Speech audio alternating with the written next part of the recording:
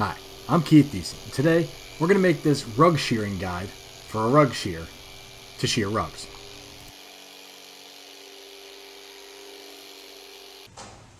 Alright, so we're going to make a shearing guide for rug making, for rug tufting, hand tufting, tufting gun stuff, tuft stuff.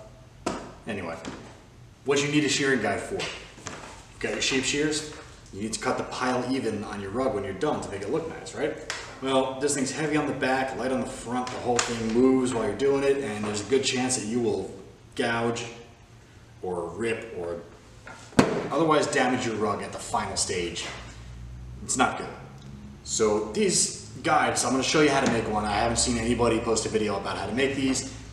They retail for about $75, and a lot of people think that's very expensive. That is not a horrible price considering what you're getting, but if you want to make one for yourself, here's how to do it. Stuff you're going to need to make this shearing guide. 2 hose clamps. We'll need a drill, a bit that is the size of the shank of the screw you get. We're going to talk about the screws in a second. Just make sure you get a bit that is as wide as the entire, including the threads, shank, neck, whatever you want to call it, of the screw. And also, this, which is a countersink bit, it's made to expand the cylindrical top opening of a screw hole or a drilled hole into a tapered top, kind of conical. You see how it works? Now, the reason I'm going to be using that countersink bit is because I'm using screws with a tapered head. See how the top is conical, like so? You can skip that entire step and just use a button head screw or a pan head screw, something that has a head like that. It won't cause too much resistance, but this will be on the bottom of the guide. So I figured, why not go the extra step and make it flush with the bottom. You'll need a jigsaw. You're also on your jigsaw gonna need a blade capable of cleanly and safely cutting plexiglass. Okay? Acrylic or plexiglass, whatever blades you need to get. These are from Bosch. They're a little expensive, but I had them, so I'm gonna use them. You could also use, if you're in a pinch and you don't want to bother with buying a new blade, this is just a blade that's made to cut metal. It's got very fine teeth. These work pretty good, and for this project they'll work great. You're also going to need a couple pieces of scrap wood, or any kind of wood you can find, really. So this is about 1/4 inch thick. This one's 1 inch thick by about 3/4 inch. It's a height thing. So you're going to need the height. So you're going to have this here and that there. And what this does is it angles this so that it falls below the plexiglass part of the guide, which this will be resting on, and cuts cleanly, but stays level. 1 inch, 1/4 inch. Last, you're gonna need a piece of acrylic. You can use plywood for this. You do not need it to be acrylic. Acrylic is more satisfying, it's easier to use, but it can be pricey, so you just need this to be long enough where your sheep shearer can rest like so, where you have about 1 inch, 1.5 inches of space on the front, a couple inches on each side. This just happened to be the perfect size. You can cut this down using your jigsaw and the metal blade, the jigsaw with the plastic blade, or with the table saw, whatever you're comfortable with. You're gonna need something like this. These are lineman's pliers. They have a clipper here. You're gonna need to cut these, so you're gonna need this. Speaking of cutting metal, you should always have eye protection. So the first thing we're gonna need to do is lay this out. Now, that means you're gonna want about 1.5 inches here, a couple inches on each side. I've marked my wood. I will cut this down because I only need a little bit on each side. Now, take your hose clamp, and these break right down the center. You can break it with your hand with just a pair of pliers. And this will be sharp, so watch out, okay? You can sand that down with some sandpaper or file or whatever you want, make it a little less sharp. And you're gonna bend the ends in so that it rides right up along where you need it to. Bend the ends in and squeeze like this. And that's where you want to mark off with a marker where you want to make your holes. Inside this line, far enough away from the end of the machine so that you can operate properly. So to show you again, You squeeze in like this so that the end's bend backwards, and you've got your screw hole where it's gonna go. And you do the same thing for the back. Now, I like to think that these, being adjustable here, are really gonna be helpful down the road if this thing loosens up, or you need to adjust it, or maybe you get a different shearer. You know, if this breaks and you get something else, you're gonna want this to be adjustable. You're not gonna want it to not be. So before you do any of this work, tighten this a little bit. Give yourself a little room to work with. You don't need much, just enough so that the tab is coming out about equal with the screw. And when you fold it all down, it'll be at a tightness where you can loosen it or tighten it a little bit, depending on what you need. So squeeze the ends, make your mark.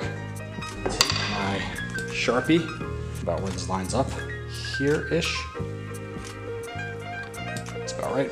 And I'm gonna draw a cone, kind of a fan shape around the blade area. Give myself a little room, half an inch or so on each side. And right here where the neck is, that's where that part's gonna be. So now I've got a cutting guide. First things first, I'm gonna make some pilot holes here-ish.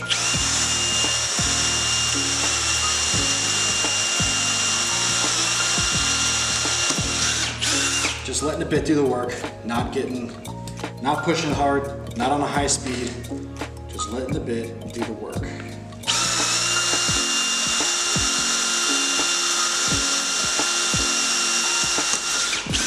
What I'm doing here is I'm drilling near the corners, but not at the corners, because I want this bit to widen these holes and not to go outside that border.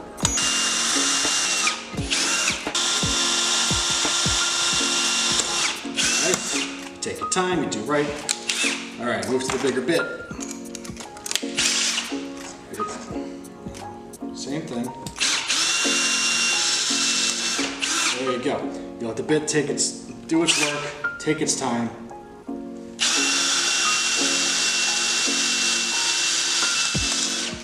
Each time. Right? Perfect, good. Be sure to hold this in place while you're doing this.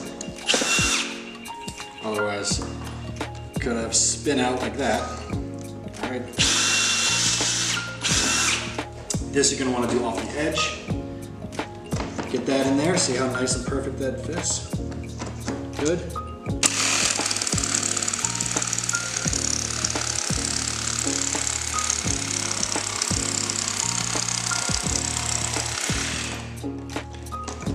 Pull that out.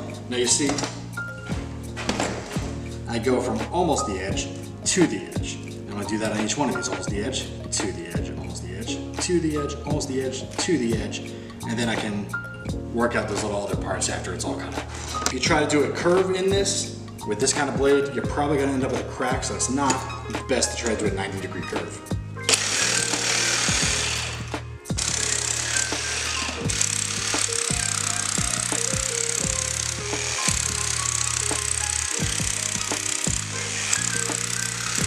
From the same holes, you go to the new cuts.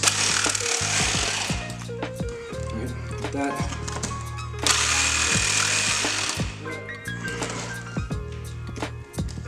This, the last one, like this, falls right out. Now, you have these little bothersome pieces, but not to worry too much. You just go right along the cut on the line.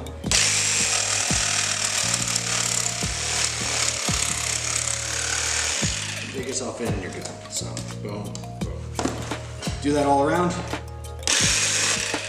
That. Look at that. This will be a little rough. You can sand this down later.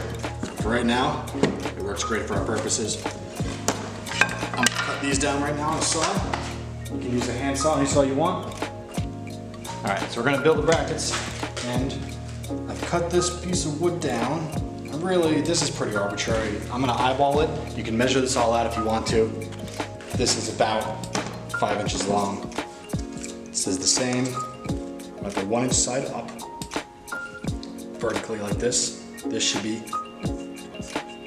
1 inch. Put my hole here, put my hole there. And this guy, same thing. About a 1/4 inch in from the end, about a 1/4 inch in from the end.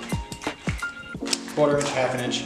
Again, I'm eyeballing it, but the most important part is that your screws that you bought can go through the plexiglass and the piece of wood and have enough room for you to attach the nut and washer at the top. Okay, the positions look right. I'm gonna leave a couple of marks here and here to denote where the end.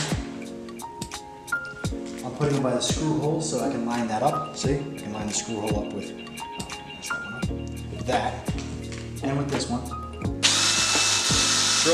Drill a nice straight up and down hole. All the way through.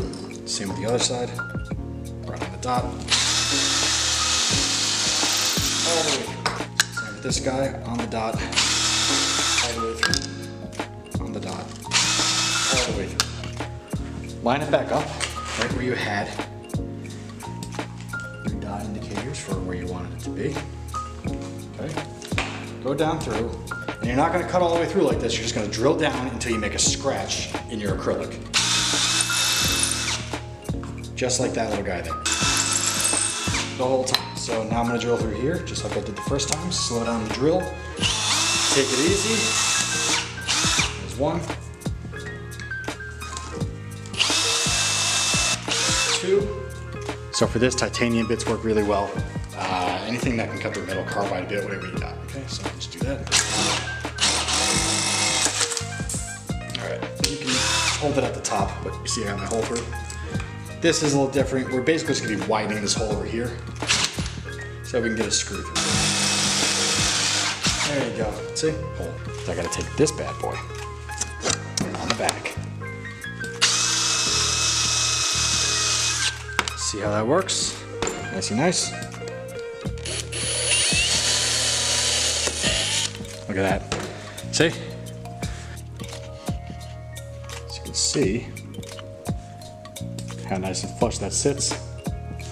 Just about even with the surface. A lot less chance of it getting caught or snagged or ripping your fabric or your rug or anything like that. So I've taken the 2 screws and I've put them in just like that. And with the block here, the back block, I have the strap ready that I use for the back block. Put this here. Little washer guys, everything's in place. Washer on.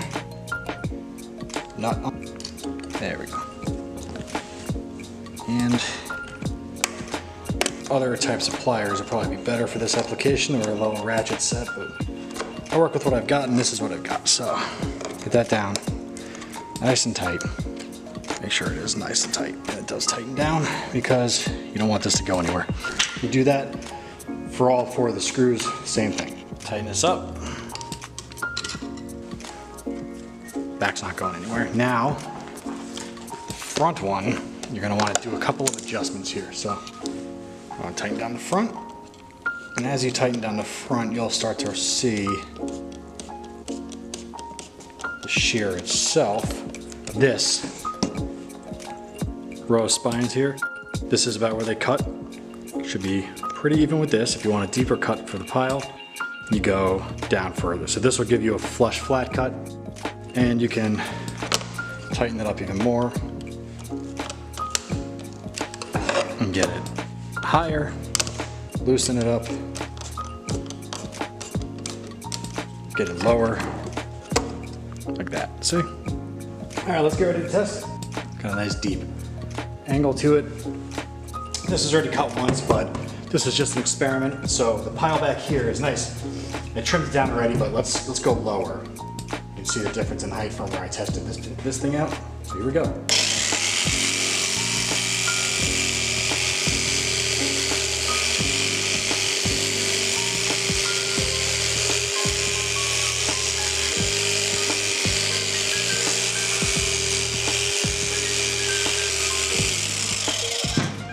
And despite all the fuzz I got mixed in on different colors here. That is nice and flat and low. That looks great. You can tell everything's a nice consistent angle. The only thing left on this would be a little scissor trim around the edges. And you've got a beautiful, flat, finished rug with a nice half-inch pile height, give or take. Now, safety purposes, I'd say, take care of these sharp ends. Either break them off, fold them down. I'm probably gonna fold mine down. I think that's the easiest way to do it. Fold them down, hit them down with a hammer, whatever you gotta do. Get those out of your way so you're not hurting yourself. If you need to change the height, you can see there's a gap here. You can see this is resting on the table. That's the height it'll cut. All right, so this is about a 1/4 inch. If you want to adjust that, get a different piece of wood, different thickness, 1/8 inch, 1/4 inch, 1/2 inch. The taller this piece of wood, the less this will cut. You can also adjust this height a little bit by sliding your clippers forward and backward in the clamps.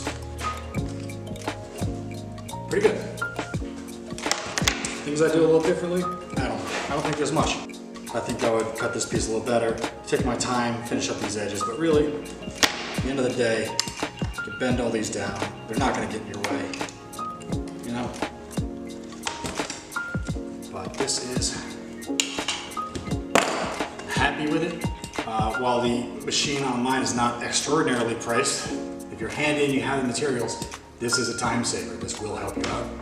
And yeah.